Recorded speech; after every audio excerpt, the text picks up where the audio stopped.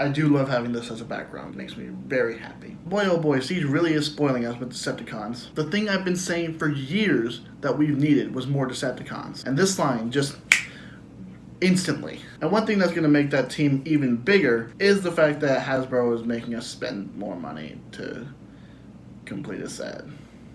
And it'll be worth it. Here's Siege Reflector. Actually, here's Siege Refraktor, but I am not a big fan of that name, especially since we know who these characters are. So I'm just going to be calling it Reflector for the duration of this video and pretty much from now forward. So here's Reflector in his shuttle mode. Yeah, already we have a problem, but it's not an uncommon one for the Siege line. I mean, they already did this to Soundwave. We shouldn't really be surprised by this point. But neither Soundwave nor this really looks like a successful ship. Yeah, they give it a tiny cockpit up there and make it vaguely ship-like, but these arms down here aren't exactly anything more than kibble. I do really like the big cannon up front here, plus the back end here is really nice, although everyone knows what this is. Other than that, it's just a really simple thing to get here, and not really much of a transformation.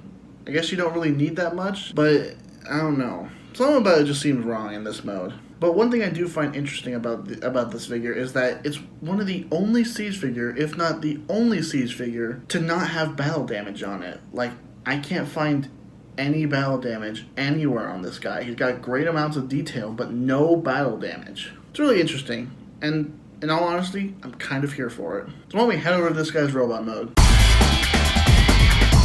Now that looks a lot better. There's the Reflector we all know and love. I mean, last time we saw this guy was with one of those Generations figures. I think it was Scrapnel? I don't know, it wasn't really that important. It was just one guy that turned into the camera, and now it's just one guy here that turned into a thing. I mean, you can give him his weapon and his shield. And while that does look pretty cool, something's just missing here. It's weird that Reflector's sold separately. It feels much better when you have a team together. Like, they always have sold Reflectors together.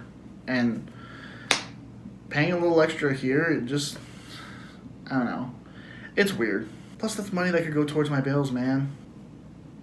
And who am I kidding? You know I was going to do this. So yes, we have the three Reflector boys right here. First, a little talk about the differences. Really, the only difference here is the fact that you can take out the belly thing. And really, that's just because it's on a 3mm peg that just goes right there. And you can just chuck it off to the side if you want to. You can stick it right there in his butt if you wanted to. Or you could do what I've been doing with the other two boys and just stick it right there on the end of his gun. Gives it a little different personality than the first guy. Now this feels right. Just a little team together of little clones that turn into something that definitely isn't on Cybertron. And since we all live on the internet, you all know what I can do with these guys.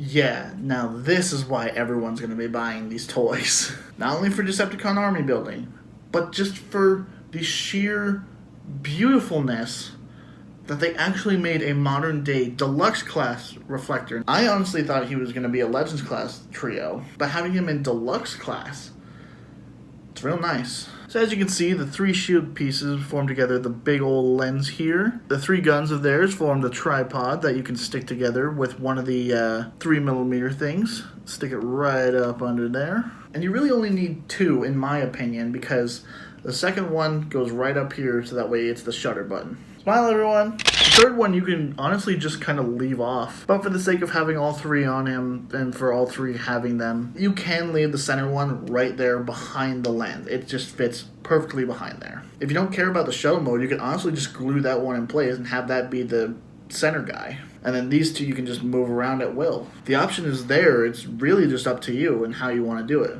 And also how you want to fold things. Like you could have this be up for like the back thing. You can have this be up for like the flash. Or you can even open up the chest back here, flip out the old cockpit and have that be the flash. Again, options. They're there. And however you want to display your Reflector, that's on you. But me personally, this is how I prefer my camera mode. With the shutter right here, with the actual button instead of a head, and the feet flipped up to make it seem like it's a viewfinder. Yeah, it does kind of suck that you have to spend $60+ in the US for three figures that make up a proper Reflector. But at the same time, once you get all three together, it's just so utterly satisfying. And me personally, while it was expensive, I can't say I regret it at all. I love these guys. Individually, they're really good. Together, they're great. So that's been Siege Reflector, guys.